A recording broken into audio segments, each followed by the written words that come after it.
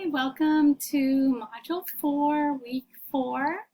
I just wanted to go over a few things that you'll be doing this week.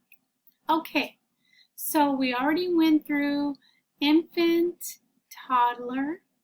We went through the preschool stage. And now we're going to start entering into middle childhood.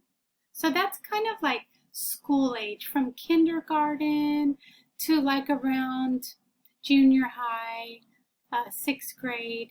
So we're going to kind of look at that.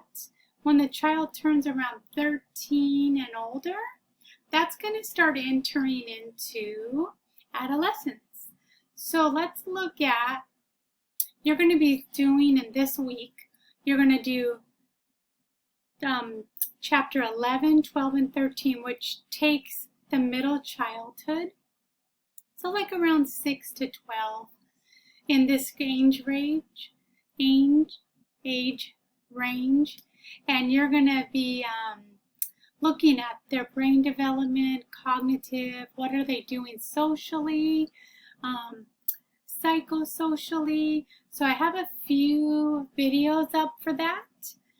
But the Gardner Multiple Intelligence just goes into depth about how Gardner believes that we all, every one of us, has a gift, that we're really good at something.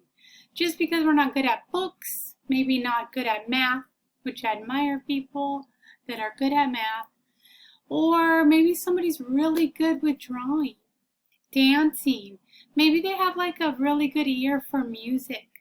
But he goes that there's all these different types of intelligence that we all have, and that we as parents, educators, need to look at each child differently and to see what their gift is. What is their intelligence?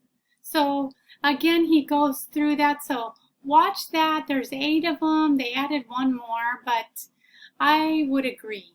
I've worked with children from preschool, toddlers, all the way to high school, where I teach high school students college classes.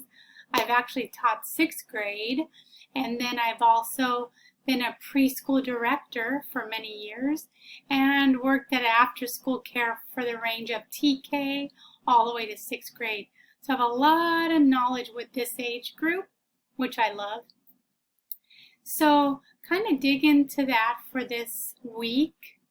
And then you're going to also get to adolescence. So chapter 14, 15, and 16 together will be about adolescence. Okay? Again, your book is going to tie all of this together when you raise your child. And this will be summing it up and ending it for you. Okay? There's 9 steps to more effective parenting that I would love for you to read. Great tips for parents. You know, how to be a good parent. What are some of the tips that people say, doctors, therapists say are the best? So of course, like one would be, if you open that up, it's like quality time, right? Giving your time. To me, time equals love. Because anything you love, you're going to give it that time. Okay? So we go into that. We also talk about, it's called personal fable. Makes me laugh because as teenagers believe everyone's looking at them.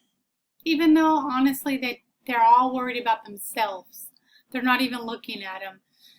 But personal fable is kind of like the idea that if they walk into a room as a teenager, you know, and they have a new haircut, like everyone's going to judge them or look at them. And again, it's sad that we as teenagers were so fearful of everyone's thoughts. But as you get older, you start to not even worry about that anymore. Matter of fact, you start learning everyone's worried about themselves more. No one's really care. They care about themselves. So it's kind of funny if we can get outside of our box and like talk to people and ask them about themselves. Trust me, people love to talk about themselves. So I wish teenagers would just ask some questions and then the spotlight would actually be off of them. on someone else. So anyways, there's some tips in there about teenagers' thought process, cognitive development, how their body is developing, you know, the hormones. There's identity crisis. We all go through identity. Who am I? Like, what do I want to do? What am I good at? So again, you're going to play that into adolescence. Moral development is really characterized in the younger years, and then stay with us into adolescence and beyond. So parents play a big role in that, and so do friends. We talk a lot about that in adolescence development.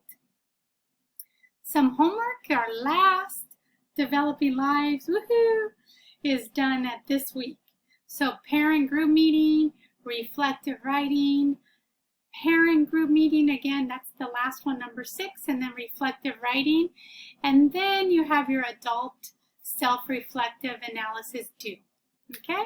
So make sure to do that and review exam 3. There's some essay questions for you. And that will take care of week 4. Have a great week. Bye.